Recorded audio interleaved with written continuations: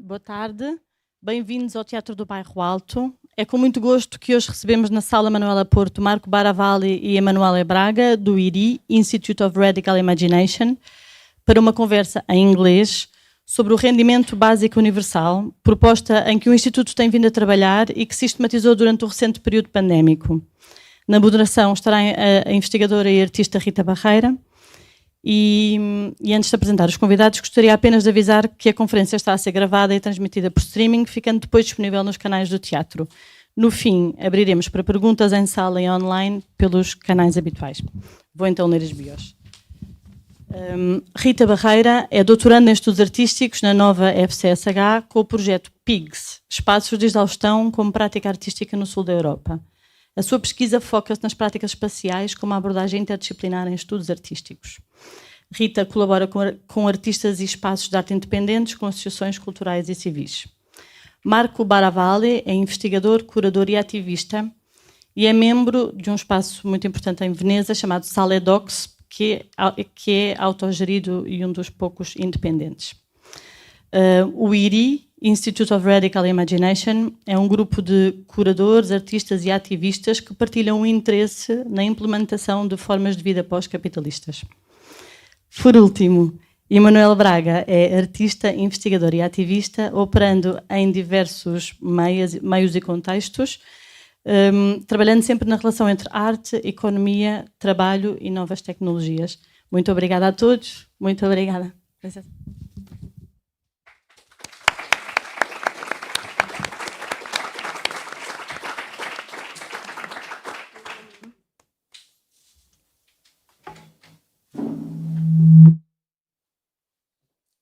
Shall we go? Okay.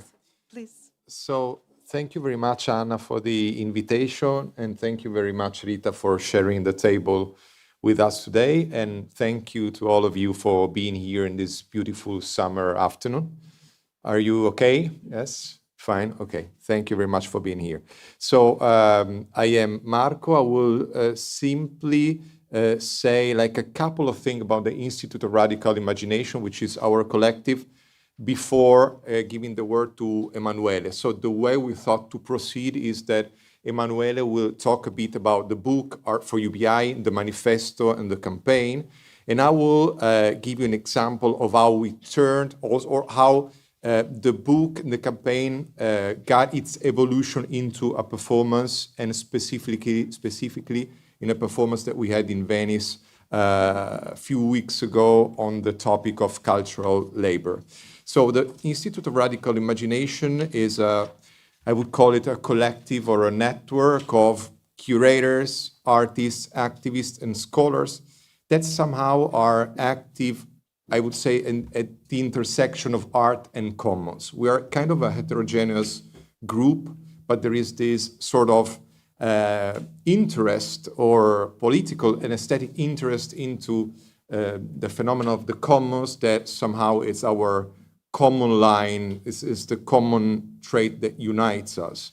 And mainly the core of the Institute comes from Italy and Spain. It is mostly a Euro-Mediterranean thing, I would say, but we do have members of the Institute active in Turkey, in Egypt, and we have a collective of dissident Russian artists that are now, because of the war and because of police attentions, needed to relocate in Berlin right now.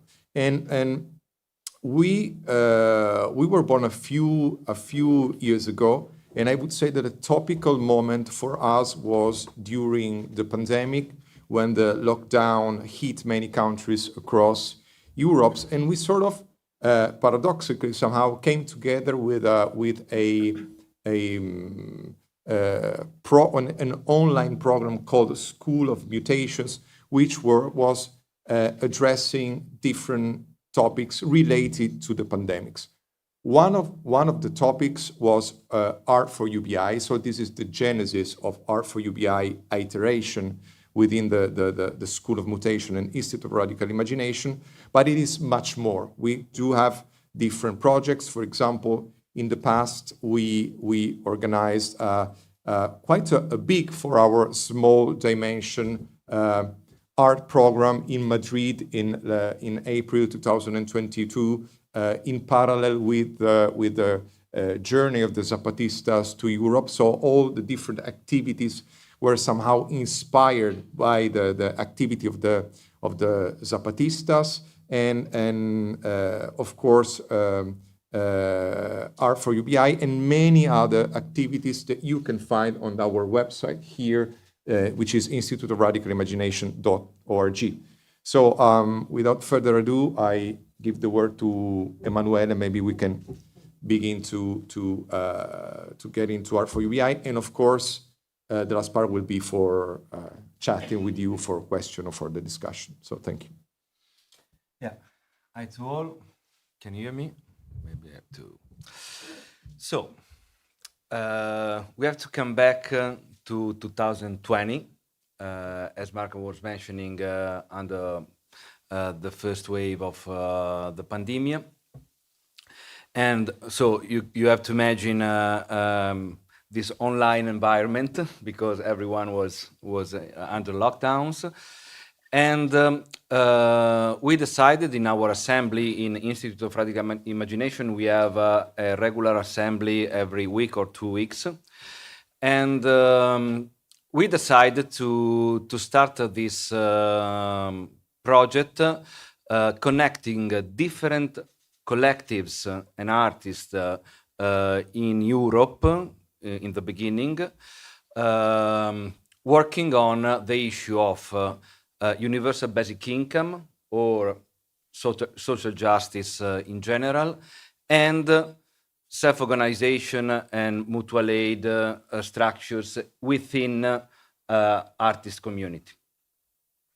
So just to give you a landscape, we involved the collectives in Spain, from Madrid, but also Renta Basica collective that is working on this issue.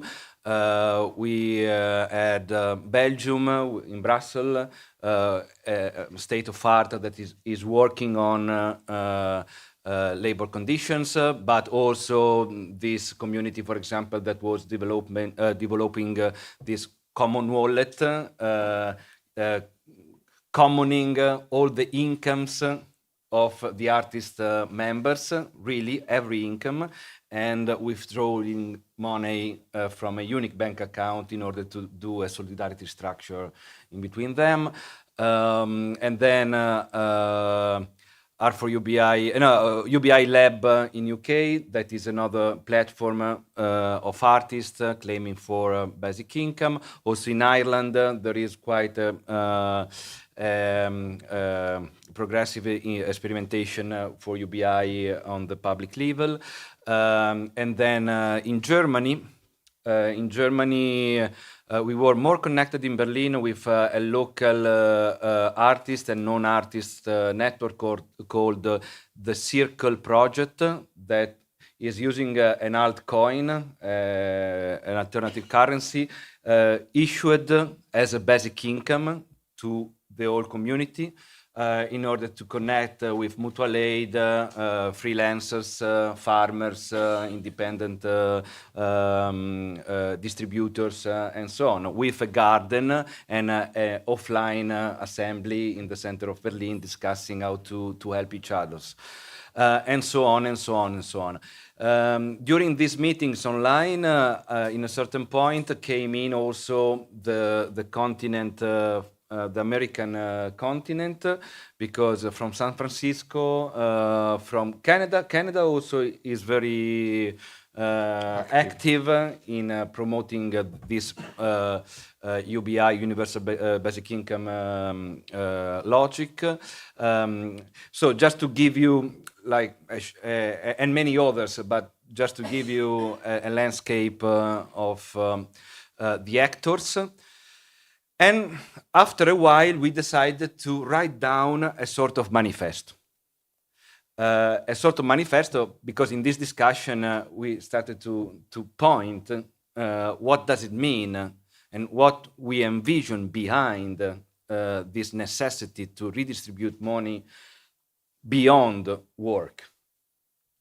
And just to give you an insight, I think in the very beginning there was the necessity to state from the art world that the art in general has not to be perceived as a privilege space, no, done by the one that can afford studies, the lack of money, investing in exhibition and production. No, it's not a luxury space.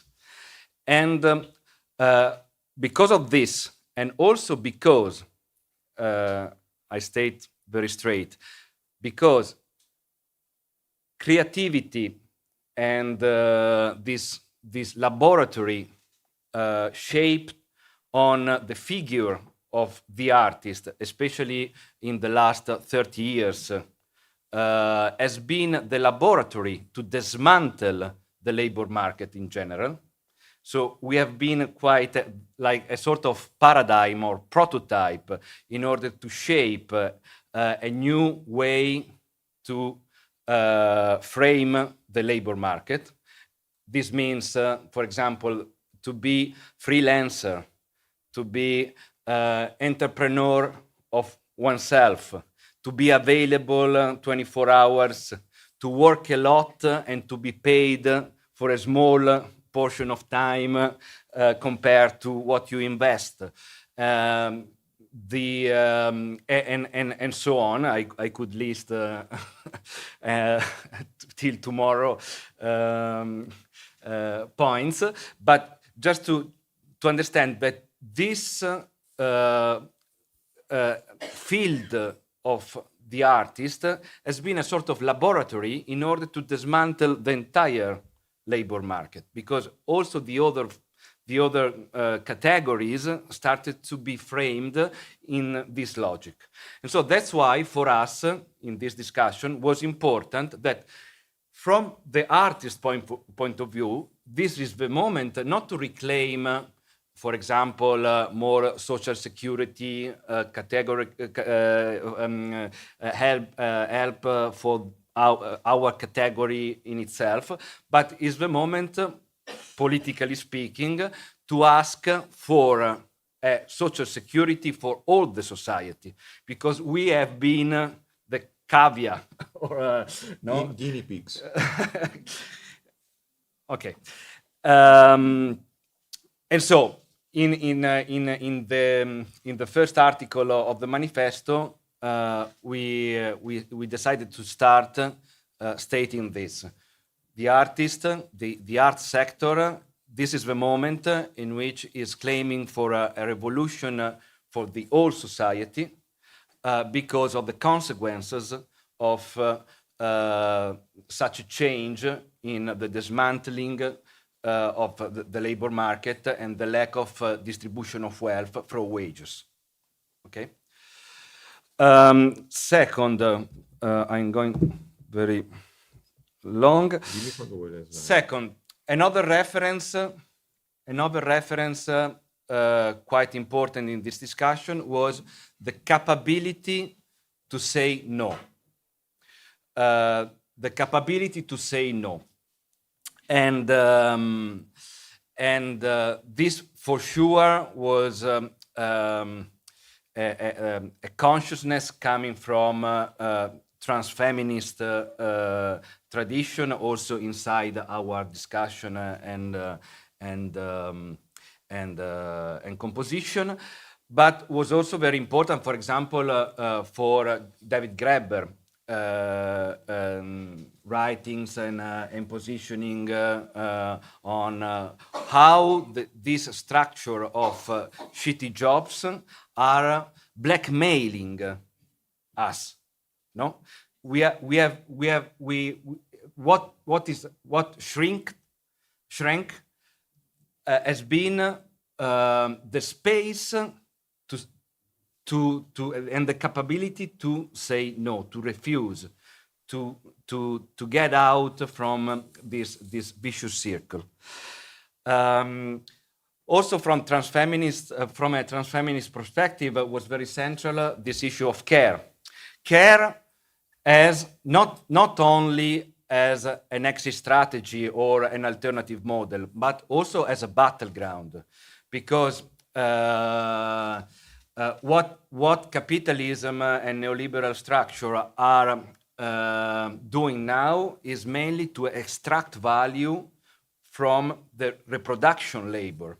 So it's something on which the evaluation process is extracting value, and on the other side is also what we are doing 24 hours, and also what we can reclaim as a space of self-organization, mutual aid, care of relationship, and where we can establish an alternative attribution of value. We can discover other values than task, artworks, number of selling, and so on. Going on, we had many conversations linking this issue of free up time, being able to say no to this blackmail, having resources to cooperate without the competition of the labor market, and so on. Also, because this is very connected with the ecological perspective. So, from a radical ecology perspective, having the possibility to not to work in this production line is the way, for many members of this discussion, to envision an alternative production and reproduction mode. Because this blackmail is not only connected with the lack of money or the lack of distribution of wealth, because we have no money, we are precarious, and we would like more stable position. But on the other side, there is also the problem that even if the master give me the right wage, or even if I am supported by social services, I am like an actor inside a chain of production that I don't recognize. No, that is not ecological. So the problem is also how to emancipate ourselves from this production mode and reproduction mode. For example, also the family way of life and all what is connected to. No, so having the possibility to free up our time and envision an alternative way to produce and reproduce is very connected with the radical ecological approach. In the end, in the manifesto, we discuss also where to take over resources, and in general, in this phase, a lot of people pointed out that no taxation of the platform capitalism. So a lot of extraction of value not taxed and not even redistributed as a labor came from the revolution of Web 1 and Web 2, so with the coming up of the digital world. And second, also what we never have been able to break down is the concentration of money in the financial market. And this is also very connected with, the time of the Troika, is very connected also how the state in itself are blackmailed by the financial market logic, and that's why the state and the governments are complaining not to be able to maintain the universal social services like health, school, and right to houses or popular housing, and distribute a basic income in any form. No? So there is a sort of chain of capture in which the state have to cut because of the financial market, and we are not able to take back these resources in a different way. Last but not least, but is the most utopian, and you can find a long article by Julio Linares here in the book, the idea that apart from we human being able to envision an alternative production and reproduction, we should recognize a sort of, he defined a pluriversal basic income. So we have to recognize that we as human are cooperating and producing value in the social fabric, but we have to recognize that also the non-human resources, the Gaia planet in itself, is reproducing a lot of invisible work that instead of kill resources through necropolitics, we would have to recognize this reproduction mode. And so in terms also of public money to be invested in order to protect the environment, we thought that is the same logic of the UBI and UBS. So there is an agent that is reproducing within our interdependency a lot of resources, work, and we have to understand and listen how nature is doing this work. And in this logic, we would have to recognize wealth, protecting, investing in environment, what the nature is already doing. No? In the same logic, we should recognize the reproductive labor of human as something that is already there and that we have to fund and redistribute and cover with money through a basic income, etc. I already mentioned that after a while we decided to publish this book. And I would like, if I have time, to end with another example. That is this cartography.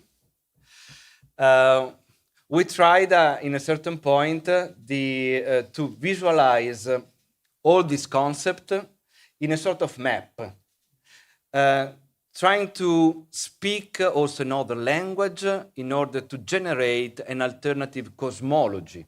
So an alternative way to envision our role in our planet. And so around there's a lot of, there is like a land surrounded by oceans that are in a way trapped on this land. And so the state, the digital platform ocean, the resources extractivism, and the ocean of war, that in a way are all machines that are extracting value, not giving back. And they are creating an inland in which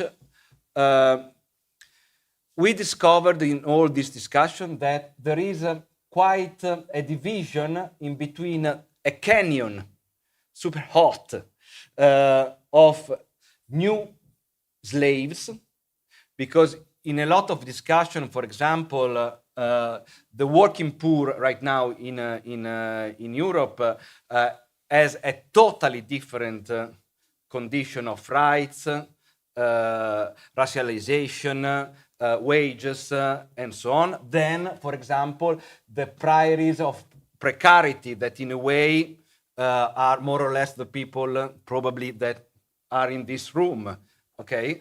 That is a shit, but it's a different shit. And then we discussed about these fresh air hills that in a way are also this theater or Institute of Radical Imagination, or many social centers, or Climaximo, or spaces in which we can breathe a little different, but that many times suffer also the frustration not to make the difference. No? And so on these hills, we started to discuss, are we making the difference, or it's a safer space in which we breathe a moment, but then we have to come back to the canyon or to the fields. And then after the hills, we tried to mention what are the mountains where we can make the difference. And then we try to name the sky. So our goal, our fixed stars, to point our directions, no, that don't change, probably for this cycle, for our life, quite that last. And so we mentioned UBI, UBS, Health, School and Housing, and then the constellation of ecology, transfeminism, and the colonial approach. So for me, that's all. And now maybe Marco continue the story of Art for UBI process, because in a certain point, after the book and the manifesto and many campaigns, that also landed in the square, because under the pandemic, this manifesto started to be used in many assemblies, for example, occupation of theaters in Brussels and in Rome, claiming for this social security under the pandemic, you remember, to have some bonus. And we had some actions, and this manifesto entered in the discussion of that assemblies, because some of the members that was co-writing the process was also in that locations. And after a while, we decided to transform this tool in a research, in an inquiry, questioning different cities and territories, apart from the collectives of activists involved, going to the real people, even if are not activists, asking to them what was their vision, point of view on the same questions. Yeah, thank you, Emma. So basically, we had a collective discussion on ARF and UBI. We had the manifesto and we had the book. And our question was, how can we activate all this material in order to try to make as much as an impact on society as possible? And I don't mean the fact that artworks or books don't have impacts per se, they do have, but we are also very critical, for example, about how the visual arts, but also performing arts system works nowadays, especially in neoliberal contexts. It works many times as a capturing device, as a capturing machine. So where we share all these very radical topics that can be, I don't know, UBI, or can be decolonial, it can be Marxism, or it can be transfeminism, but basically all within a very neoliberal framework. So all within a sort of system that reduces us, what we do, our works and products, to basically like products to be sold and shared in a market niche. So, I mean, we didn't want simply to publish the nth book of socially engaged art, for example. So we asked ourselves, how can we activate this process in a way that has a possible social impact? And we thought about transforming it into a performance. But what kind of performance? And this is very, very important for us. We call it like a performative militant inquiry. So Art for UBIs for us became a tool through which we could inquire reality from a militant perspective and also try again to create or to begin certain radical social processes or processes of self-organization, etc. And this is not something new. We also have our own genealogy when we think of militant research. It's not something that we came up with or we invented it. So, for example, for us, the idea of using R4UBI as investigation is very linked to what the Italian operaisti in the 60s called co-ricerca, that can be translated roughly in English as co-research. And the operaisti, maybe you are familiar with them, but they were a group of, let's say, dissident communist intellectuals that in the 60s began to work outside the official workers' movement, outside the Communist Party. The most famous of them is Toni Negri, but you have many other figures which are as crucial as Negri is, less known on international level, but Romano Arquati and many others. And what they began to do in the 60s was to completely revolutionize the way research was made. They started to abandon, let's say, the dogmas of the Bibles of communism and the dogmas of the official workers' movement, and began to go directly into the factories in the 60s in Italy to work with the workers. So now it's probably kind of I would say a commonplace, but back then it wasn't. Back then, like, the research was made by researchers in a separate space on the workers. They started to do this research with the workers, and also, like, I would say the most important feature is the fact that they saw research not a separate moment from political action, but a moment of political action. While they were doing research, they were self-organizing with the workers to kind of push the mobilization further. So with this genealogy in mind, we try to do the same with the tools that we create with R4UBI. And kind of the manifesto that Emanuele described became a sort of interpretation grid to start research the reality that we had around us. And so far we have been doing like 3 performances. The first one was in Madrid in 2021. The second one was in Milano 2022, if I'm not wrong. And the third one, which is the one I'm going to describe now, was in Venice a few weeks ago, but we started the process at the beginning of this year, so in January 2023. We had the performances on June the 8th of this year, and now I will tell you how after the performance was not the final moment of this process, but it kept on going.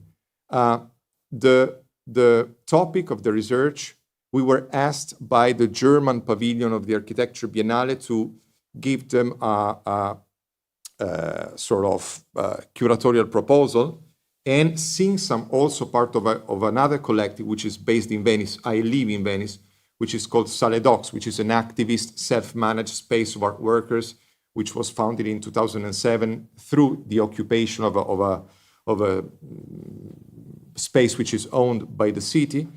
We decided to suggest that we could do this sort of performative inquiry on the labor, on the cultural labor in Venice, which means mostly like that type of very precarious cultural labor which develops not only within the Biennale itself, but around the Biennale. The Biennale is this huge event that somehow, if you have been to the Venice Biennale at least once, you see that when the Biennale, especially the Art Biennale, but also the Architecture Biennale, when the Biennale is on, you see that basically all the exhibition, all the city turns into an exhibition city, because we have dozens and dozens of exhibitions and events all around the city, which imply typically a very precarious young workers for at least 6 months every year. So we said we can use R4UBI to inquire and try to organize and mobilize this part of the cultural labor which happens in Venice. And how did we do this? Basically, well, this is the context in which we had the performance. So I'm starting from the last point. The performance happened on the 8th of July in this amazing place in Venice, which is called Casette.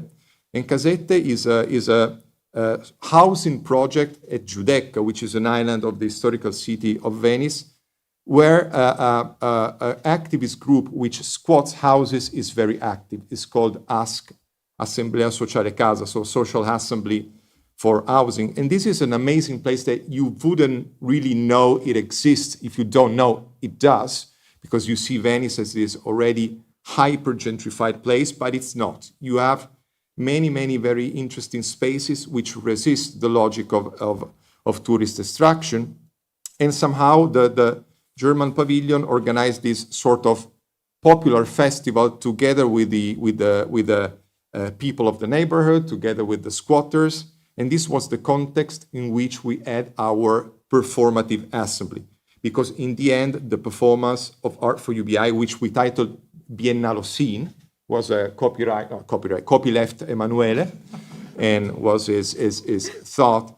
The idea to say that Biennale is not enough. In Venice, when the Biennale is on, we really live into a Biennale scene because it has a huge impact on the whole city, like the Anthropocene. I think it's pretty self-explanatory.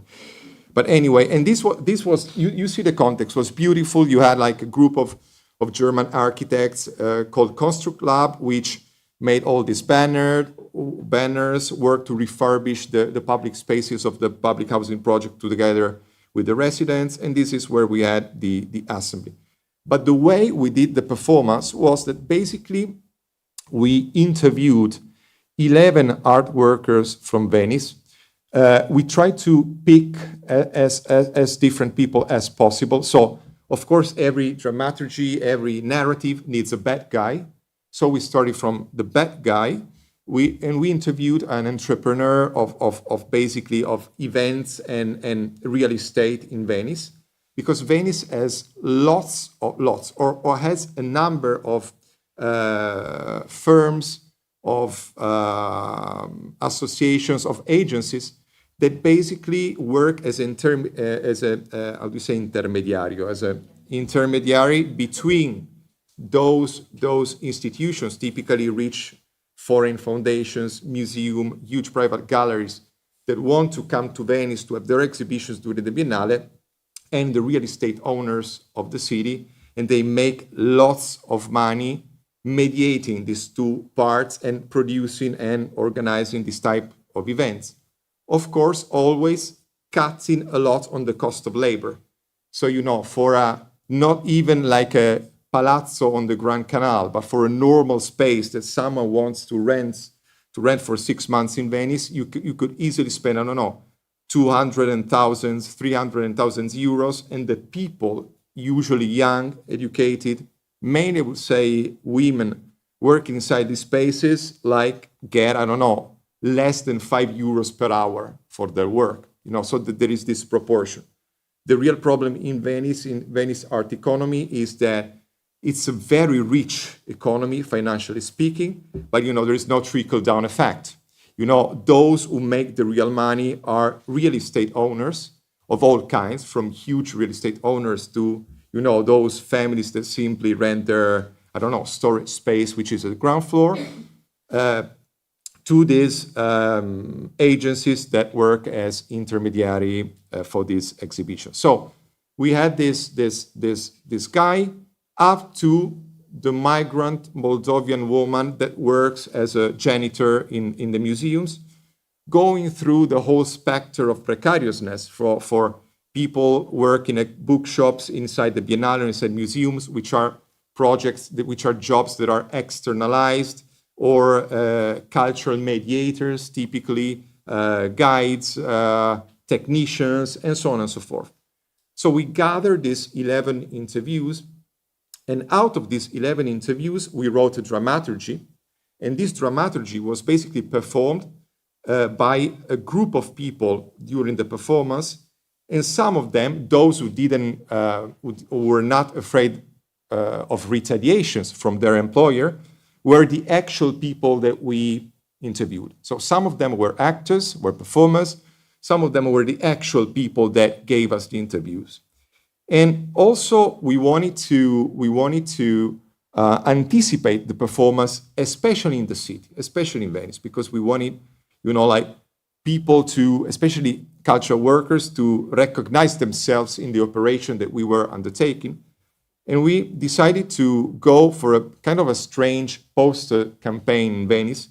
Venice is a walking city, the historical city of Venice at least. So like posters still do work a lot because people sees them, people walks and sees them and reads them. So we decided to make, 10 different posters with 10 claims that came out from the interviews that we did. So 10 euros salario minimo per il lavoro culturale, 10 euros minimum wage for cultural work, because Italy doesn't have a minimum wage, by the way. So art economy, the real money is made by the landlords, okay? Or we wanted to link, for example, our struggle with the struggle, for example, with the environmentalist struggle or struggles for climate justice that happened in Venice. So, for example, there has been a huge struggle against big cruise ships coming into the lagoon. So we said one that says, fuori le navi dalla laguna, fuori il cartongesso dalle mostre. So basically, let's keep the ships out of the lagoon and let's keep unsustainable materials out of exhibitions, okay? So, or, all this type of claims. This is something that the Moldovan janitor told us. She told us, sono talmente sfruttata che non ho più paura di niente. I'm so much exploited that I'm not afraid of anything anymore, Or I'm so exploited that I don't fear anything anymore. Or Venezia vive, muore di turismo. So Venice does not live of tourism, but dies because of tourism. These are a few pictures of how it looked in the streets. These are simply a few pictures of the performance itself that, as you can see, was very, very much participative. So many people gathered for the performance. This is another thing which is important. So Emanuele, let me see if there's another exactly here. Emanuele also designed and produced a series of masks. These are shoppers, like the shoppers that are basically ubiquitous when you go to the Venice Biennale or to any contemporary art exhibition. We basically turn upside down the shoppers. So very simply, we cut the eyes, and the shops were the masks were decorated, and some of the performers were wearing the bags to signal the fact that they were avatar, because the actual person would not basically feel safe to expose himself or herself or themselves in the first person during the performance. Speaking about the history of art, this was a quote from Guerrilla Girls in New York that already used the same tactic. Yeah, and you can basically see here a bit, I think. This is the only picture that kind of gives back a bit how the space was basically structured. Was very basic, like a round of circles, like an assembly. So it was a performative assembly. The audience were all around the circle, and the performers were reading the dramaturgy. So very kind of basic, 0 degree of performance, I would say. And this is the last picture. You don't see it there. And this is the last picture when we called the audience in. And why we did call the audience in? We did call the audience in because we didn't want to run the risk to sort of gift the Biennale with our socially engaged art. We ended the performance with a call for an actual assembly to be held at Sale Docs, this activist space, a few weeks after the performance, in which we suggested that cultural workers could gather in order to do something very precise, in order to write an ethical charter for art institutions in Venice. So the idea is the assembly gathers. The idea is to have a permanent assembly that gathers and writes this, not a manifesto, but this very actual, I would say, a charter of best institutional practices, that then we can go to the different institutions in Venice and ask them, do you adopt this or you don't? And in case you don't, the fact that an assembly, a permanent assembly exists is something that can act and can sanction in a way, can go there and, I don't know, demonstrate in front of the doors of the institution that refuses to adopt this best practices, this ethical charter. And to our surprise, because it also must be said that we did quite a long inquiry also before Biennale in Venice on cultural workers. Cultural workers in Venice are not, and it's not really their fault. I don't want to say bad things about anybody, but they're a very individualized, I would say, group of people, segment of people, especially because they're very young. Many times they're still students. They're not planning maybe to really stay in Venice for a long time. The work is somehow seasonal, but many of them try to live in Venice as art workers. Many of them fail, but not many of them are keen to mobilize, because of the mobility that is somehow inherent in being an art worker, because there is the sensation that the very moment that you say no to something or you protest, there are thousands like you behind you that are willing to take your place even in worse conditions. But to our surprise, and I'm closing, sorry for being very long. To our surprise, during the first assembly of Biennale Scene, this is Salle Docs, this is our space, more or less 100 cultural workers show up, individuals, so not people that was brought in by organizations or unions, etc., but really like individuals showed up. And now we are in the process. On next week, we're going to have the second assembly where we want to go deeper into the writing of this ethical charter. And it was like a good assembly. We did thousands of assemblies in our life, and some of them are not good, some of them are very ritualistic, some of them are more for strictly activists. But this was what we call like an actual one, with many people that gather because they recognized themselves in the proposal of gathering, because there was the need to gather, and with more than 25 people that sort of shared their experiences of cultural work in Venice. So this is the state of the art, and yeah, thank you. Okay.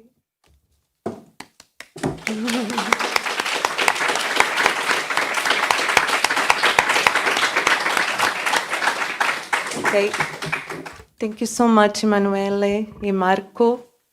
Thank you, Anna, for the invitation. I'm really happy to be here with you both. First, before I open the mic to the audience, because I'm seeing a lot of faces that have something to say to all of these very familiar, realities and stories. Before that, I would like to make a little note, a little passage to our Portuguese Lisbonette reality, and then I will pass the mic to you, okay? So, this is what I wrote. It was like a short diagram of performativities. Like I'm addressing a little bit this prefigurative potency and this perspective, this action towards a future, towards a possibility. So I'm addressing a little bit more of that, but I'm going to give concrete examples, okay? So generally speaking, prefigurative practices are embodied processes of reimagining all the society through specific contexts and persons, like the ones that we just assist now. So they are different each time they occur. and each time they occur, they have their own performativity. Nevertheless, we can try to risk a very short diagram of some Portuguese practices that somehow could dialogue with the Institute of Radical Imagination tentacular performativities. And for that, it was clear to me that we had two recent collective moments that gave an extreme visibility of the capitalist violence installed in our bodies, our daily life, causing major social asymmetries. They are the economic crisis we address as the Troika years here in Portugal, and the recent COVID-19 pandemics that show that the Troika years were not a passage or a state of exception, but an installed reality. So I'm thinking from a very short genealogy of prefigurative practices, mostly centered here in Lisbon, where I move around, and that were framed after the Arab Spring and the Occupy movement in Portugal, like occupations in the squares of Lisbon, Porto, Aveiro, Coimbra, questioning the public space and the system of representation, and of course, political participation. I refer to Baldio performativity studies, funded by Paulo Caspão, Joana Braga, Ricardo Seixas Salgado, Ana Bigote Vieira, Silvia Pinto Coelho. If I say something wrong, I don't know, just because of the names, I think this is the correct names. I refer to the fundamental work of Sein, Center in Movement, vitalized by Sofia Neupart, with the durational practice of 30 years by now, occupying with a constant collective presence the progressive private landscape of Lisbon. I'm also thinking of reading groups that propose questions through the embodied experience of participants, like the one we heard right now. Of course, it's not a reading group, but it has that disembodied process on stake. Again, with Sein, the trans-thinking reading group, Salganhada, that appeared through the first years of the economic crisis, and more recently, the ones organized here in TBA by Ana Bigote Vieira, Práticas de Leitura, which I think it can stand as an institutional discourse. I am thinking of schools and programs like the Popular University in the Economic Crisis Momentum, the experimental program Taking Position, the recent School of Procrastination by Silvia Pinto Coelho, addressing these possibilities that we are talking about, which I quote, a project that began by approaching a particular moment we recognize in improvised performances when you have no clue what is possible next. We can learn much from this enduring this moment and trust that vibrant questions may arise. End of quote. And of course, I'm also thinking of squattings that turn into fundamental mutualism experiences like Escola Espaço Autogestionado da Fontinha, that for the entire year of 2012 constituted a space in Porto for popular organization of services, free time activities, arts collectivism, and of course, the recent Ciara, Center for Mutual Support, whose mutualism was based in an emergence response to the lockdown violence during the pandemic here in Lisbon, providing basic services such as food, clean water, a place to sleep, legal help for migrants, and others.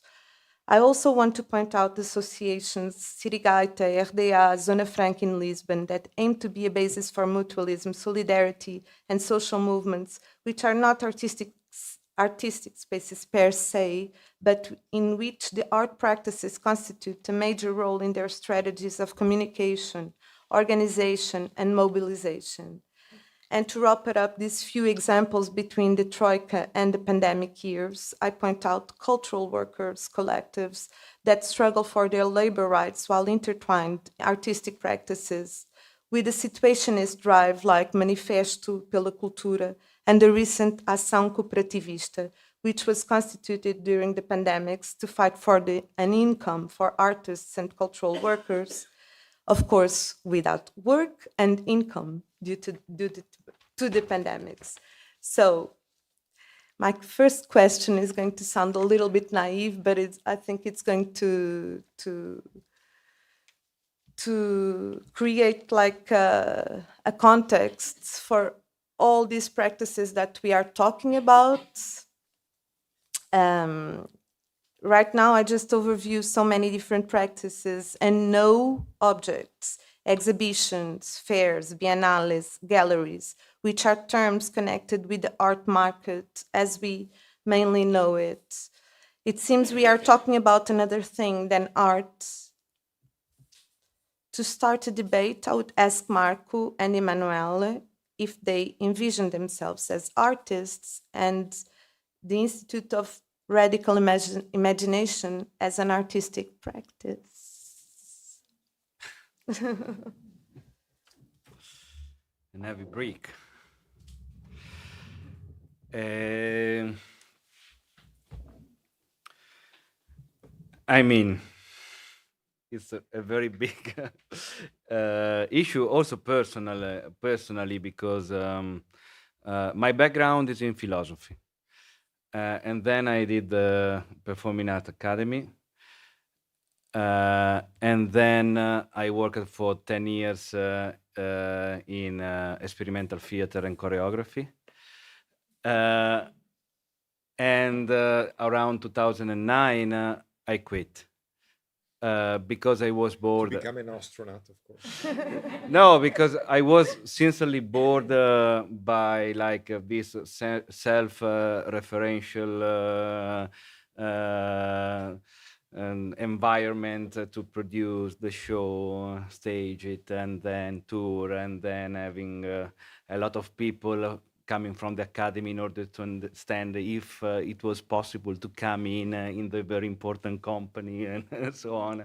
So all this infrastructure, no, all this production mode, for me was enough, and so I started to do with Maddalena Fragnito, another artist and researcher, similar projects in 2009. So transforming the question of the condition of work in the art field as an art project. You follow me? And for me was more free as a methodology, but also in that case, I have to say, after a while, it was very easy to be perceived as conceptual art or visual art or sculpture, because anyway, after a while, there was the exhibition and so on. That's why I think in 2012, also in the same shared period you were mentioning, I came back in Italy. I was living abroad, and we decided to open up this movement of art workers, really pure activism. We occupy skyscrapers, precious theaters, super important building, in order to understand if it was possible to self-organize really on the material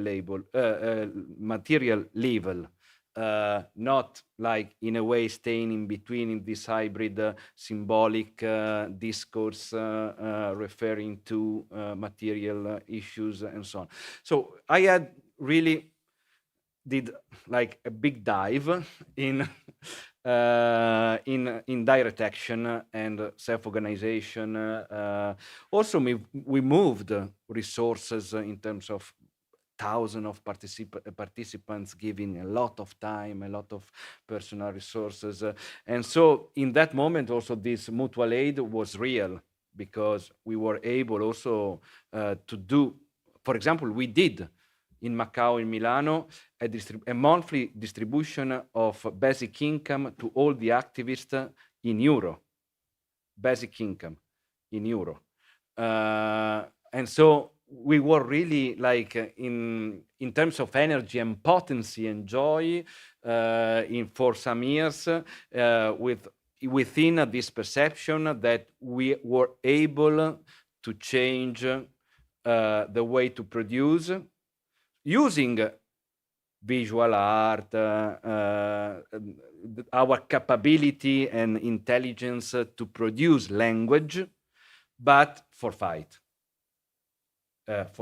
for struggle, negotiating the gentrification of the city, negotiating the artist rights, negotiating the ecology and the use of a territory. So I perceived that was possible to use art for fight and not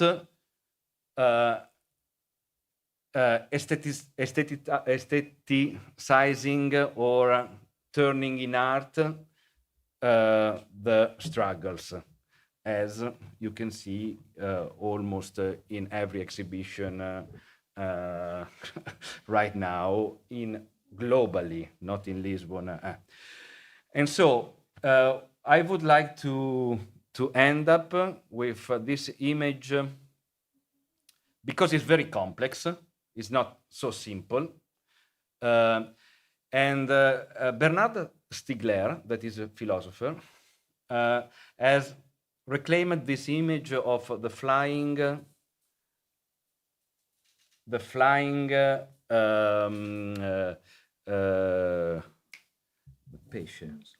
fish, the flying fish that needs to go up from the surface and then go down. And for me, it's something similar to what we are doing with Institute of Art and Imagination and practicing. For example, some of you, when Marco said the commission was by the Deutsche Pavilion, was like, what? No? Or you are really organizing in activism. So I think it's important to pass through different regimes of. So I'm not refusing to do exhibition, to be commissioned by, but it's important for me to understand how to use this commission and how to use the power of our languages in order to organize, not simply represent, but organize the struggle. So for me, the most important threshold of this project is from the stage to Sale Docs. Is it possible? Is it working? No? And how these artists, if we won in September a different policies under the Biennale, are coming back to do exhibition in Biennale, no? Is this flying fish that for me is important, no? The trajectory of how we can build up and generate potency from this perspective, that is not only from the stage or not only from the square. And so I don't know. This is the answer. And briefly, for what concerns me, I don't consider myself to be an artist. I do consider myself to be a curator, a researcher, and an activist because I do research, I do curating, I do activism. This time was really like a collective process, the production of this performance, but I don't consider myself being an artist. By the way, we were very, not only unpolite, but we were not right. We never mentioned Gabriella Riccio, who is the third editor of the book and the third pillar of Art for UBI, which is also like a very important person. She's not here today, of course, with us, but she's worth mentioning. But if I do consider the work that we do with the Institute Art, I think I do consider art.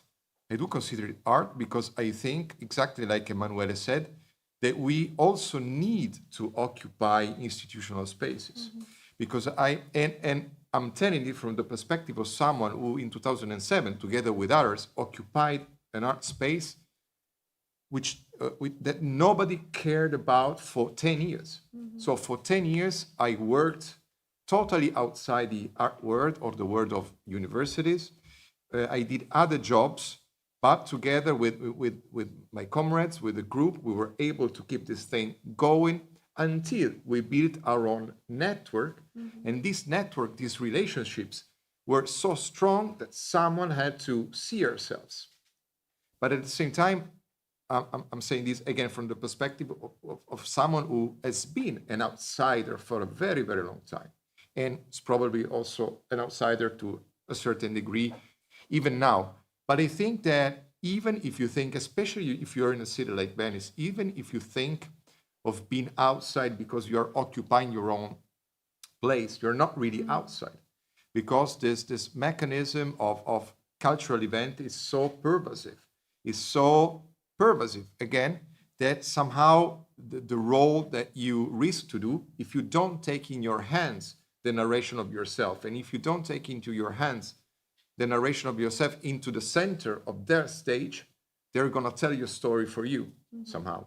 You're gonna play the part of the off space, for punky artists that want to have a alternative party at night, or So I really think that it is very important that we do art, and that this art is entangled with activism. We're talking about prefiguration. I think like spaces where powerful prefiguration happens are not mainly art spaces. It's not the space of the work of art. I think if I think of prefiguration, I think of Gezi Park, I think of Tahrir Square, I think of Puerta del Sol, and to smaller degree, I think of climate camps, I think of squats, etc., etc.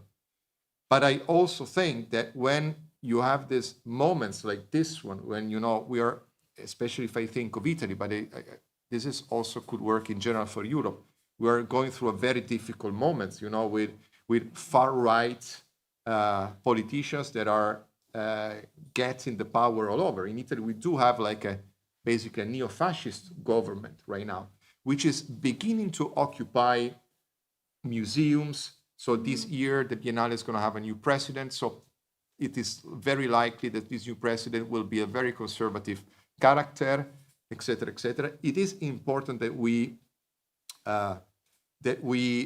also occupy institutional spaces, and that we can use art, because art has its own autonomy, has its own power of prefiguration. But if you create this type of entanglement, if we're not looking at it in a naive way, and the Institute of Radical Imagination is a useful tool. Why? I didn't mention it when I introduced it at the beginning, because we also have actual museums in it. And the bet is that the actual museums are not using Salle d'Aux or Emanuele as something that legitimizes their being radical, but that can work with activists or with, self-managed space in order to empower them to actually share their resources. And I think this is very important. We need to be real, we need to do activism, but we need to be art, somehow. Okay, thank you so much, Marco, Emanuele. I would, of course, I would open the debate and the discussion, okay? Okay, just after, okay. Só minuto, Sandra. Thank you so much for your presentation. I think it's needed for the streaming. Thank you so much for your presentation. My first thought was about Cornelis Castoriadis and radical imagination in his philosophy, and how he understood the collective project of radical imagination, how autonomy can be collective. And so, is it possible for you guys to pick up Marco's word autonomy? I would say that autonomy can be for public use, autonomy can be collective, and how do we organize that? You showed several strategies. How can art be at the center, at the very center of the creation of a collective autonomy? Thank you. Emma, you want to go first? No. Let me just add a question and then... Yeah, Okay, we can have- gather. Yeah.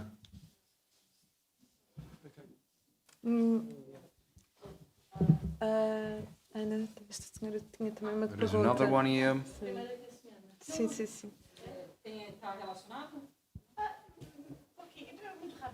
I just had a comment on, in somehow, abundance.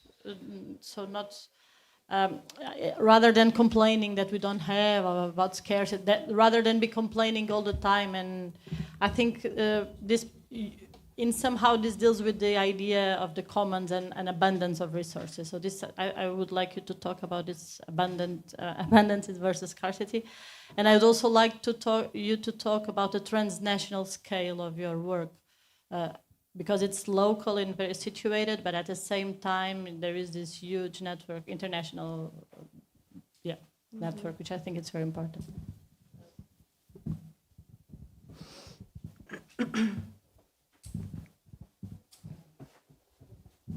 Pode fazer a pergunta também? Sim, sim, sim. Acho que sim, acho que sim. My question is about the relationship with institutions.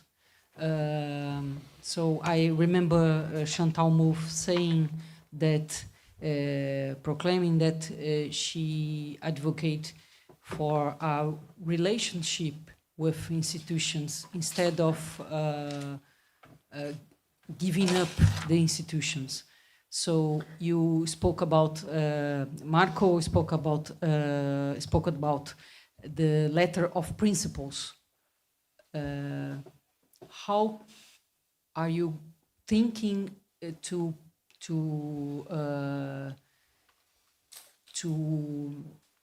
be aware or to protect yourself from because the institutions nowadays are very neoliberal, have neoliberal approach. So how do you, the radical institution, radical imagination, are protecting themselves against this neoliberal way that institutions function nowadays? Thank you. There? Or we stop? That's a lot. Yeah. No, the thing is that I'm afraid that we don't have time for Time. Yeah, sure. Better. Good idea. Thank you for your presentation. One question about UBI itself. Are you willing to lose universal services, universal pension funds, and so all of that in order to pay for it? If not, how? Sorry, if universal not- basic services? In order to pay for UBI? Yeah. If not, how? And second question is it not dangerous to allow capital to be freed of having to bargain with direct distribution through wages? So.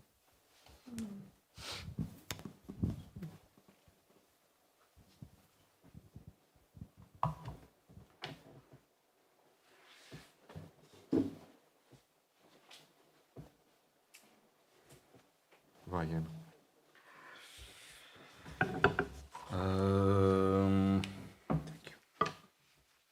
I try to go through some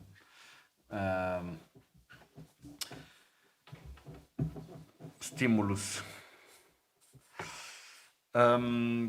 Autonomy, collectivity, and imagination. I don't know if I answer, but in Italy we had a discussion if the common goods are only something physical to protect or already existing, or if it was much more important the concept of commoning. And so this process, this generative process to foster the social fabric and also the human and non-human listening and relationship.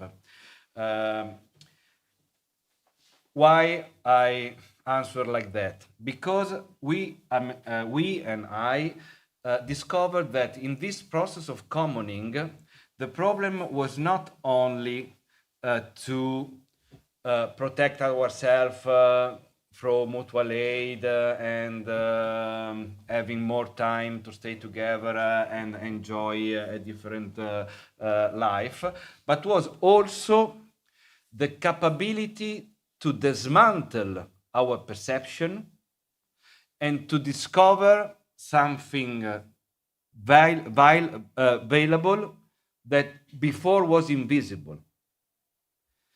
So the capability to dismantle the perception we have, also the desire we have, because probably I want again to take an airplane and go to Caribbean tomorrow for the weekend. But this perception, this desire, this imagination is something that maybe we have to dismantle. And this is not only here, it's only in the body, it's in my memory, what make me sweat, no? So the problem of the connection for me in between imagination and collectivity and autonomy is to create a safe space for an alternative quality of relationship, not only to defend ourselves and resist, but to dismantle our machine of desire and to discover an alternative desire and to make visible what before was invisible. Okay? So that's why for me there is a relationship in between imagination and commoning process, autonomy, and collectivity also. No? I don't know if it matters. This is also connected for me very with the relationship in between plenty and scarcity. Because we discovered many times, that, for example, the reproduction labor and care labor is invisible and is very abundant.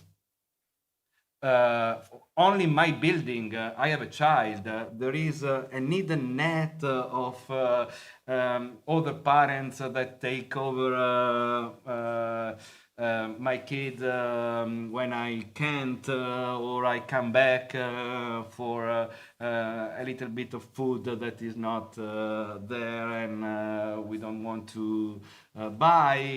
And so, and you can imagine on the scale globally how much the social fabric is working in order to reproduce our lives and is not recognized, is not visible, seems scarce, but on the other side is super abundant.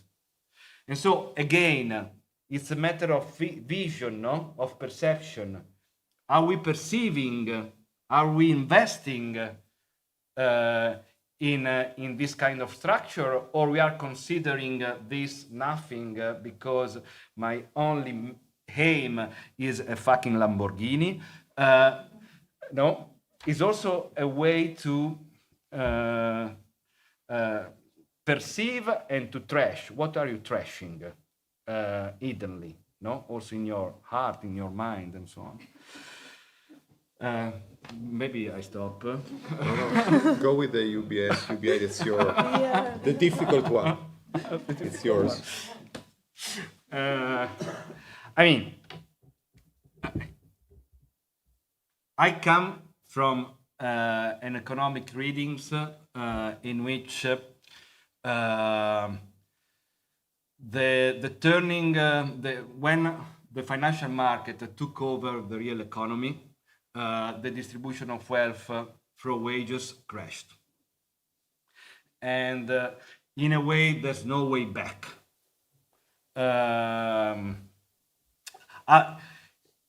Imagine that in US, in the last 10 years, there is some schools from Stanford and Berkeley, for example, Bob Meinster, that try to understand from a Marxist perspective how to use the financial market and the derivatives as a new vision in order to socialize the wealth. So, because the labor market is gone, let's try to reframe the society as shareholders. Also, after the fall of the Berlin Wall in Russia, they tried a similar move, but we know how ended up. So with the rise up of the oligarchs that bought everything. So just to say that in my opinion, and this is also a debate, but in my opinion, I am on the side that evaluate the end of the labor market as the unique, not that is disappeared, but as the unique and the main way to distribute wealth and power of buying for the society is over. Is over, and there's no way to come back. This is my opinion. And so that's why we have to understand how to integrate this lack that is systemic. There's no more the pacts in between the Keynes triangle in between state, market, and labor in order to regulate this fluctuation. And it's over. It's over. So that's why the labor market is not enough. It's not over in itself, but it's not enough.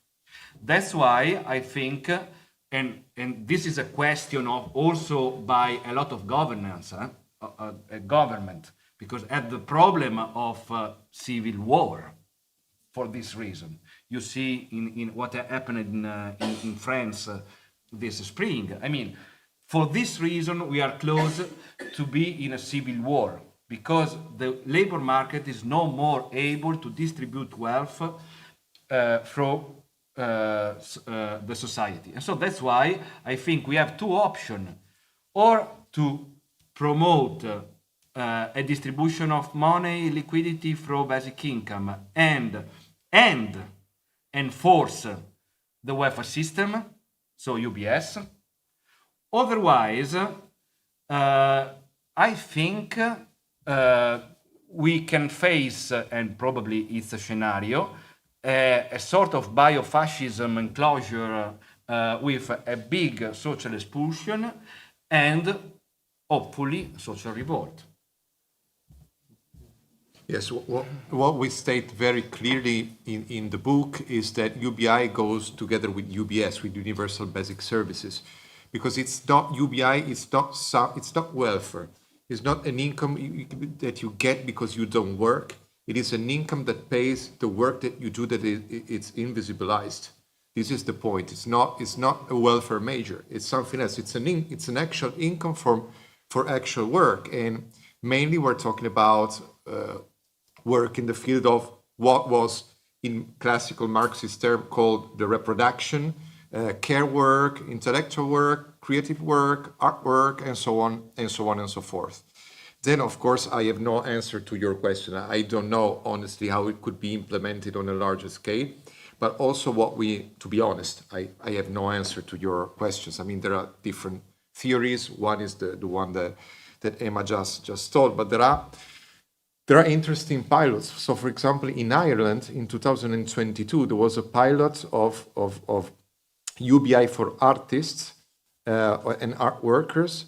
So it's a small experiment, but it is an example. It is for 2,000 workers for 3 years, and randomly chosen through a state lottery, and they get like 325 euros per week for 3 years. And I mean, and this is particularly interesting exactly because, first of all, it was not the Ministry of Labor that implemented this UBI, but it was the Ministry of Culture. And it was stated that this was not a welfare measure, and if you kind of won the lottery and got this universal basic income, you would not lose your welfare services. You had to go through an integration, but it was stated that it was not for those who were not working, but it was for sort of recognizing the work that usually is not recognized, but it's work. So, of course, it's a small experiment, but it's one of the many that are being implemented right now. So, the thing of the relationship with institutions, how we defend ourselves from neoliberal institutions. Well, I mean, the thing of institution, and it's also kind of relates to also Castoriadis, who is another, another scholar, philosopher who worked a lot on the issue of institutions, not only on radical imagination. We think it is very important to implement, to take care of, to invent, to reform those spaces that we call alter institutional. So those spaces that can be from Salle Doc, so the occupied art space, to exactly the Reina Sofia, for example, those huge official institutions that are willing to somehow go beyond the traditional neoliberal, I would say, idea and structure. And this is quite important. How we do defend ourselves? We do defend ourselves basically, first of all, through building networks of alter institutions that can be spaces of autonomy and can be spaces to which those, like powerful institutions cannot arrive. That we have a space if other institutional spaces are denied to us. These spaces can be physical, these spaces can be like virtual, like, for example, the Institute of Radical Imagination, and so on and so forth. But I think it is really important. I'm saying this, I wasn't really clear, but I think I'm saying this in order to say that we should see institution as a possible tool, not only as, like the camp of the enemy that we need to siege or that we need to defend from. There's a whole tradition about thinking institutions in radical terms, from Castoriadis to Gilles Deleuze to Toni Negri, etc. The idea, for example, someone called them the institution of the commons a few years ago. And the idea, for example, that in order to pass from an insurrectionary moment to a revolutionary moment, the revolutionary moment is somehow characterized by a Rechtswollen, so by a will to institutionalize, a will to somehow create those spaces that, without becoming molar, without becoming hierarchical, without becoming fixed and disciplinary, can somehow organize the steps forwards that social movements do. So, I mean, there's a whole tradition, and I think we should use it, knowing that, but also, on the other hand, in order to use this positive idea of institutions, you have to will also to get in a relationship of conflict with institutions. And this is very rarely happen from within the artwork. We are very keen to, solidarize with, and for right reasons, with indigenous people in South America.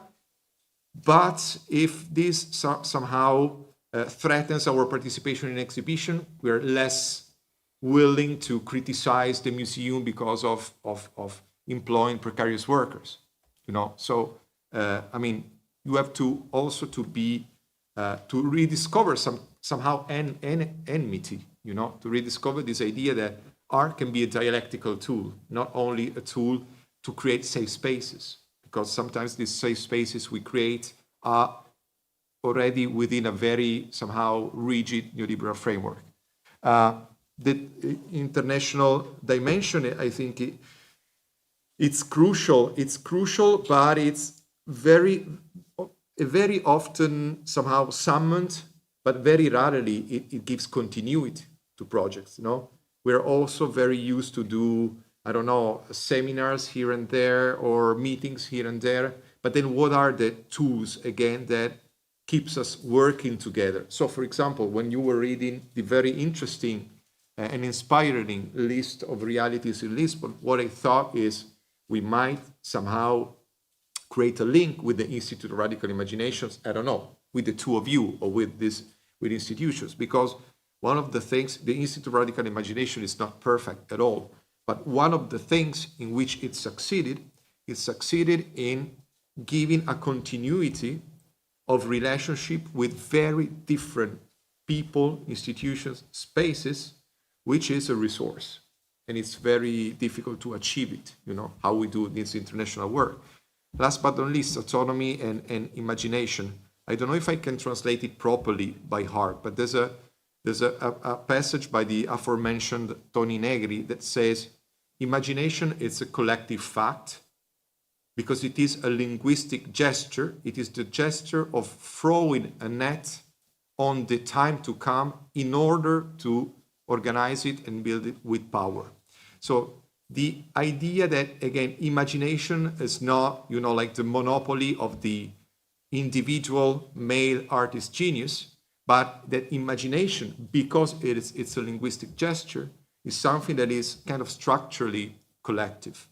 And through imagining the word to come, or, like another possible words, or many different words that are possible, we somehow can create our autonomy. So I think this is a very good way to look at imagination, to somehow steal it from this individualistic or, very romantic / neoliberal idea that imagination is something that simply happens in the isolation of the studio with the artist in front of a canvas and so on and so forth. If I can add just a sentence on this problem of scaling, I think that on one side, scaling up is not so good because, for example, on a certain scale, scaling up the same understanding of how could function a certain thing is not working, is also destroying every capability to produce biodiversity. For example, Anna Tsing did a very good critique to scaling up. On the other side, I don't want to, in this schizo logic that I love, I don't want to ended up in super localism, in the end this super individual protection of whatever is different, and that's all. And what is driving me is something, so the question to me is what we have in common now globally. For example, for me, this warming condition for climate change, it's something that after the globalization is unionizing different perspectives to a unique condition. For example, it's not the case that Non Una Di Meno and the feminist movement in the past 8 years has been one of the unique movement globally spread. Also, the issue of what to do with the colonial mega heavy that is still producing and reproducing structure. Also, this is a global issue. And so I feel that we have some pillars of common condition globally that wasn't there 2000 years ago, probably, no? That we have to share. The problem is also the governance. We discussed it a lot. There is a form of governance globally in between the movement in order to build up unique front on these issues that are common condition. It's a confederation, or we have to come back to communism or other kind of totalitarian structure in order to solve these common conditions. So these are the problem, I think, that are rising up globally. We have to understand how to give a form of organization that is not ideologic, totalitarian, and so on. But I feel some mega issue that we have in common globally. On the other side, a mega warning to step in this modernism, progressive way of thinking, in which if we have a solution with a super fetishism in techno-solutionism, we have to scale up and transform all the world in the same pattern, because this is the way. And this is a terrible error, but that is very embedded, for example, in the institutional framework. Because think about the grants for art. As the power to design up to the application, we are able to format our way of imagining and thinking, because the call is calling, no? And in a while, we are an army of cultural producers, more or less, answering on the same trajectory, no?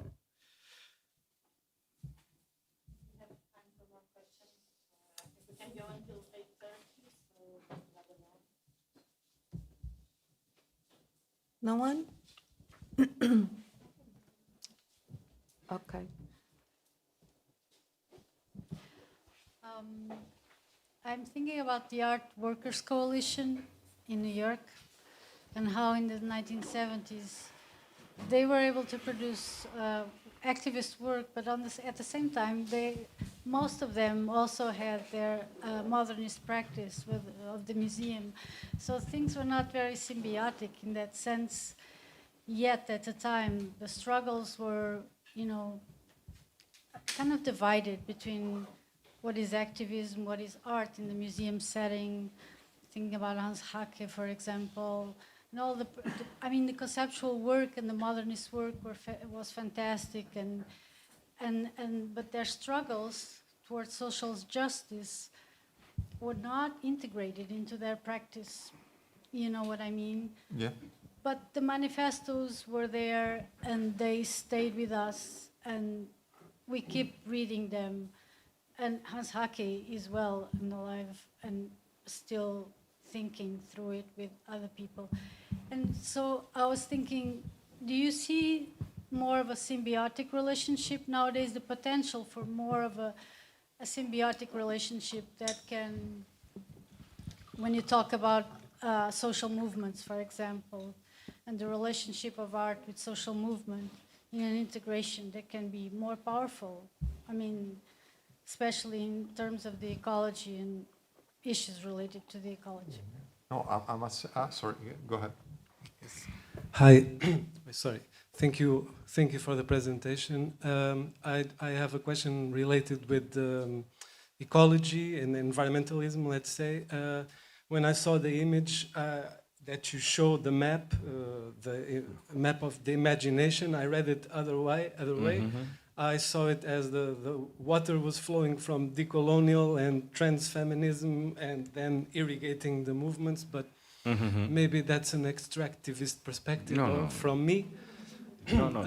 Apparently it's a dream.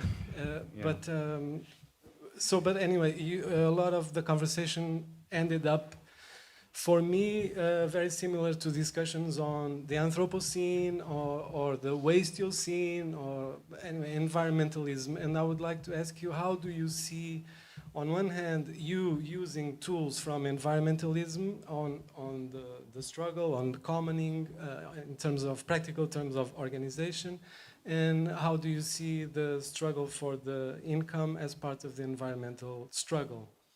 Yeah. Yeah.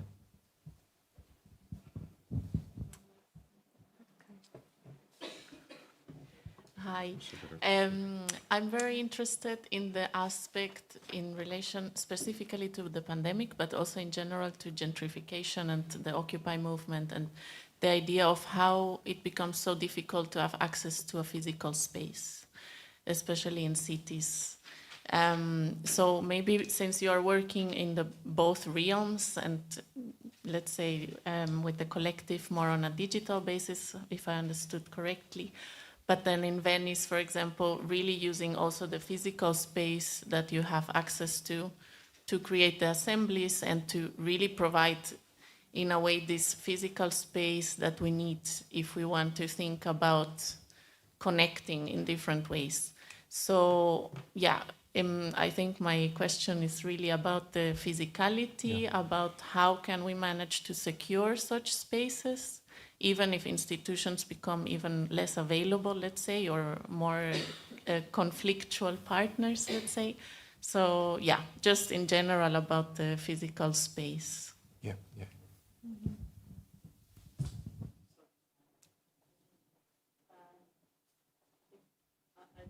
A third question. When I was listening to Rita, I was thinking also about this campaign called Covid-19, Campanhas Antirracistas de Apoio Mútuo, that Mamadou Ba and a lot of people spoke about during the pandemic, spoke about at our digital programs that the theater was doing during the pandemic, and those campaigns were actually providing for food for a lot of workers who, especially in the outskirts of the city. What else? I wanted to ask something about on a text, which is something that you didn't say here. The text notes on performative research investigation, and actually this text is very beautiful because it gives it tells the story of the people. So you can read a little bit. I don't know if it's real names or not of this inquiries. Yeah. And in the end, it ends with this quote by Danilo Montaldi, very beautiful, speaking. I think it's very beautiful because Danilo Montaldi made this huge inquiry in the late 50s, as far as I know, on the workers that were actually established in the Po River area during the period of huge, massive industrialization that Italy goes through after the World War II. And it's very beautiful because for me, he listens very carefully to people. So it's this thing of auto-inquest, of like listening to people, the inquiry as a method. And in the end, you finish the text quoting him, talking about, at the same time, anticipation and memories. How by listening to people, you can anticipate things, and as far as I got to understood, things to come, yet to come, because all this is centered with how the figure of the worker is changing in Italy. So it's working from the Fordist worker to what would be the post-Fordist. I'm not using the exact terms, but something like this. So workers who actually have desires, who keep working after work and all those things. So I want you to talk about this quote, which is very beautiful, and how by listening to people, what is the role of the inquirer in your work? And how by listening to these actual people that can lead you to something, and relating memories and this what is yet to come. I don't know even. I had to read the quote because I didn't remember it, but yeah. I'll try to be very quick so I don't bore you. Artist Workers Coalition. I'm a huge fan of Lucy Depart, of course, and of many of the people that were involved in the Workers Coalition. But I also think that the success it has, historically speaking, is because they were in New York. And they were this very sort of very famous artists, basically, already very affirmed somehow. And while, now that fortunately we have more of a historical analysis, we see like contemporary experiments that were much more radical. So think of Tucumán Arde in Argentina.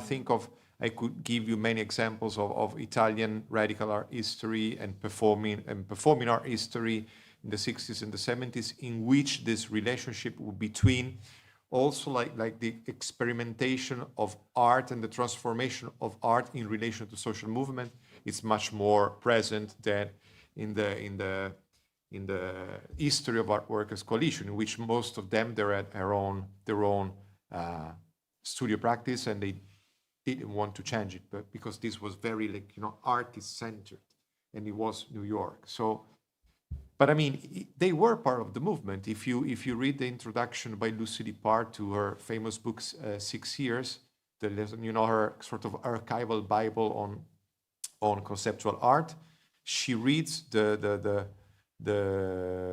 basically the development of conceptual art in those years as one part of the movement against the war in Vietnam and one part of the movement for civil rights movement. So I mean, but I think today, not only today, but even further back, we had different and less known examples that were more radical in entangling art production and politics. And the issue of climate justice and how UBI relates to climate justice, maybe Emma is better suited to answer on this. But what we did and what we are also in the process of doing is another iteration of the Institute of Radical Imagination, which is called Art for Radical Ecologies. Again, the idea is to work closely with social movements. So we participated with performances, with workshops, giving our contributions as art workers in the Venice Climate Camp last September. We're gonna open in a strange way, but we are the opening act of the World Congress for Climate Justice that will happen in Milano in next October. And so we're trying to develop this. The idea is, again, also to write another manifesto, but I think this time it's more difficult because there is not much less written on UBI. There's lots of things written on art and ecology, art and climate change, art and climate justice. So I think our political task, as we discussed in the assemblies that we already did, also with a wider network of people, is how to keep together something that in the art world and also in the activist world is most of the time separated. So from one point of view, a political perspective linked to historical materialism, which clearly sees capitalism as the problem when it comes to climate justice. And on the other hand, like new materialisms. So all those philosophical approaches that bring to the table the issue of modern human, pluriversal, fictional, etc. Because and this is something very common in the art world, now every museum, every theater has programs about it. But again, the risk is to aestheticize it. If you don't link it to like an action on the status quo, the risk is to see shows about, plants speaking, which is okay, which is important because it gives you it changes your anthropocentric perspective, but it's not enough. It's easily captured by the neoliberal structure. At the same time, how you have to somehow update traditional Marxism, because of course it's not the most ecological tradition of thinking, and it has lots of problems when it comes, for example, to non-human agency and so on and so forth. So and I think that art people, radical art people, are the right people to try to experiment both on the level of activism and aesthetics, this sort of, again, union of those two perspectives. And the physical spaces, a few years ago, in 2020, I wrote an article about, the problems of the Biennale, the Venice Biennale during the pandemic. The Biennale was canceled, etc., etc. All the world was basically blocked. lockdowns, etc. And I think one of the key issues when it comes again to art workers is to and to like the model of economy and circuits in which we live and work is to change a paradigm of mobility. I think most of us live in a sort of nomadic neoliberalism where we jump from gig to gig, from show to show, from theater to theater, from residency to residency, from museum to museum. We exchange very sort of radical also discourses, but we really struggle to organize. And why art workers are somehow pushed into this extreme mobility? Capital is actually profiting on physical spaces of our cities, on occupying the space, the physical space of our city. So I think as art workers, we should try to move from neoliberal nomadism to what I call radical permanence, which is not, the fact that you have to stay put in one place, but it's to basically to favor a type of mobility which is about rights to move for everybody, first of all, and secondly, which takes care of the fact that we need to have our own physical spaces in the cities we live, or we need to protect at least the public space, because when we are pumped here and there on a sort of continental or global network, our cities are being occupied through gentrifications, through money, through financial powers, and so on and so on and so forth. How can you defend it?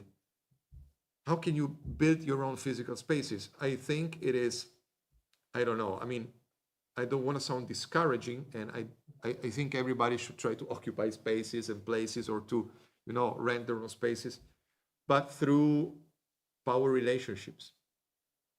That's it, how you define.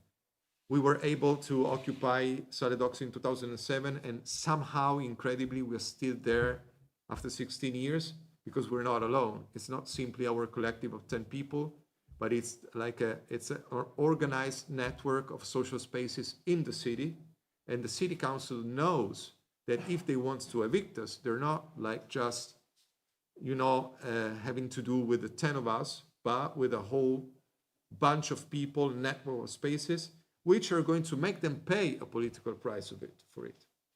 Maybe these power relationships are about to change. Maybe they will evict us next year, but it worked for 16 years. And that's as simple as that,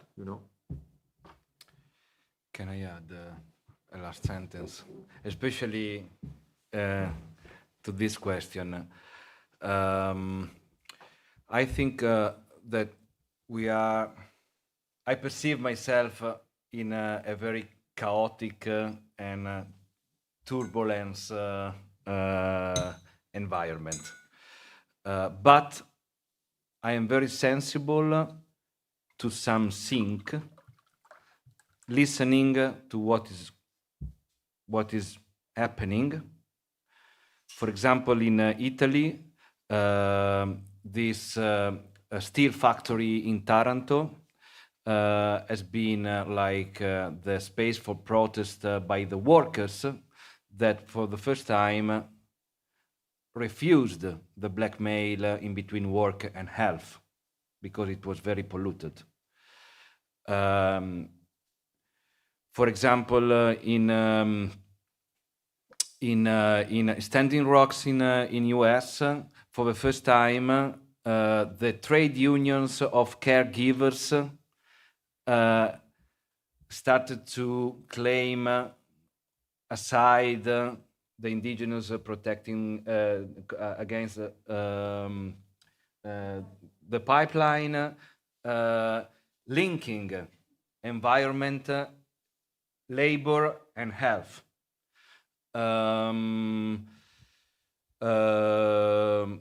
In the 8th of May, 8th of March, in many Non Una di Menos demonstrations in the past years, the care work started to be linked with the UBI or reddito di esistenza, as they call it. Also, a lot of prospective indigenous, like Yanomami, the indigenous anti-futurist manifesto from Dakota in US. There's plenty of readings that you can do, are starting to say that the non-human agency are also a possible campaign, Mets, comrades, in order to take over the real problem that is not simply pollution, it's capitalism. And so I think we have to, I try to train myself how many think without any top-down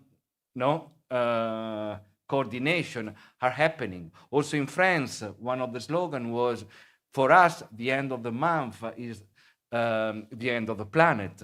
So social justice and climate justice are already a unique narrative from the movement. And so for me, social justice, climate justice, justice for animals, non-human agency, like also maybe COVID, that stop at the power to suspend our production mode, even if it's super painful, no? And I'm first of all in my personal life and many others. But anyway, there is a backlash that is speaking about a unique front, no? And so that's why I am one of the coordinators of this World Climate Congress World Congress for Climate Justice in Milan in October, and Institute of Radical Imagination with others are infrastructure in the first day, and we are trying to stay within this listening and fostering these trajectories, and this.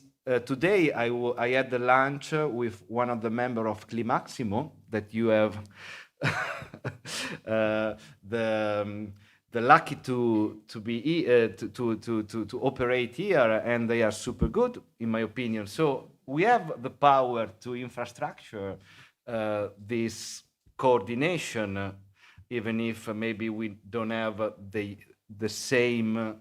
And fortunately, we are very different in maybe what we are analyzing and prioritizing and so on. But in this turbulence, I think we have many signals that a lot of things are aligning. Yes.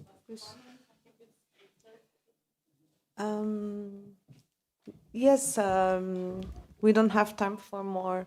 I wish we do. But we have so many things to debate. We didn't talk about the Projectariat that is also in the book. And it's such a present reality in our lives as a cultural workers. But Marco, talk a little bit about this mobility, this, veracity of being working and anticipating not the solution, but perpetuating the problem by always being, applying and applying and applying and applying to survive. So it's this kind of anticipation that we don't want at all. We want anticipations and radical imaginations for other possibilities than this suffocation of continuing anticipating or perpetuating like our work conditions, lives, bodies, and general conditions of the world, like the ones that were debated now. So I think that I will finish with this. And thank you so much. I Thank am you. so happy that you are here. Thank you. And thank you to all. To Rita and Anna.